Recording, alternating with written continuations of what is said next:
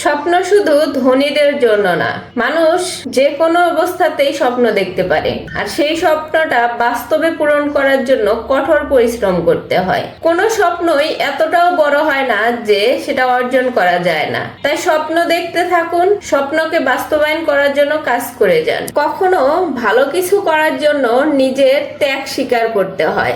আপনি যখন ত্যাগ স্বীকার করতে শিখবেন, তখন দেখবেন যে আপনি ভালো কিছুর দিকেই যাবেন। সবসময় সবকিছুকে আঁকড়ে ধরে রাখতে নেই।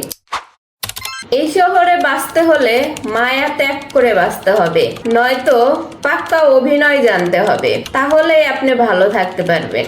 নিজেকে ভালোবাসুন, নিজেকে সময় দিন, নিজেকে পরিপাটি রাখুন। সব ক্ষেত্রে নিজেকে প্রাধান্য দেওয়ার চেষ্টা করুন। তাহলে দেখবেন আপনার যে পার্সোনালিটিটা তৈরি হবে, সেই পার্সোনালিটিতে সবাই প্রেমে পড়বে। নিজেকে এমন ভাবে গড়ে তুলুন যেন সবাই আপনাকে ভালোবাসতে পারে। আপনি যখন ভালোবাসতে শিখবেন, তখন দেখবেন যে আশেপাশের মানুষ আপনাকে ভালোবাসতেছে। তাই নিজেকে ভালোবাসতে শিখুন। মানুষকে ধরে রাখতে চাওয়াটা পৃথিবীর মধ্যে সবচেয়ে বোকামি। মানুষকে ধরে রাখা যায় না, বড়জোর সীমিত কিছু সময়ের জন্য আটকে রাখা যায়।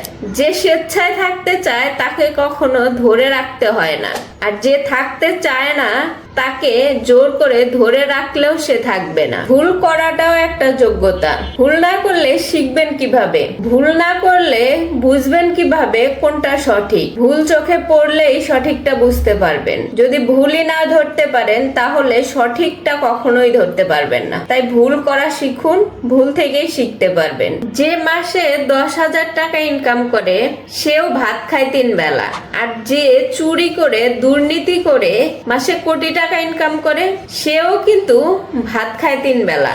দুজনেরই পেট কিন্তু একটা, তারা খাবার খায়ও একই পরিমিত, কিন্তু একজনে 10,000 টাকাতেই তার 3 বেলা চলে যায়, একজনের কোটি টাকাতেও হয় না।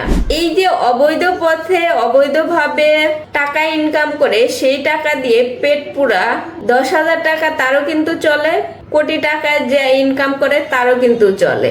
শুধুমাত্র হালাল হারামটা আপনার ভিতরে ঢুকতেছে। তাই অসৎ উপায়ে ইনকাম করে কোনো লাভ নেই। বয়স, শিক্ষা বা পদমর্যাদার এই সমস্ত বিষয় নিয়ে কাউকে ছোট করবেন না, নিজেকে খুব মহান বা বড় দেখাবেন না, তাহলে এক সময় আপনি নিজেই ছোট হয়ে যাবেন। পদমর্যাদা, শিক্ষা, এই জিনিসগুলা মানুষ বিচার করে। আপনার কতটুকু শিক্ষা আছে সেটা আপনার ব্যবহার আর আপনার আচরণের মাধ্যমে প্রকাশ পাবে। তাই এইগুলা নিয়ে বড়াই করবেন না, অন্যকে ছোট করবেন না, কাউকে অকারণে কষ্ট দেবেন না। কাউকে অকারণে কষ্ট দিয়ে আপনি এখন নিজেকে খুব জয়ী মনে করতেছেন, ফুরফুরা মেজাজে ঘুরে বেড়াইতেছেন, কিন্তু এই মানুষটা এখন আপনার সাথে না পারলেও এই মানুষটার কষ্টে ভরা যে দীর্ঘশ্বাস, সেইটা সময় হলে আপনার বিরুদ্ধে প্রতিশোধটা ঠিকই নিয়ে নেবে।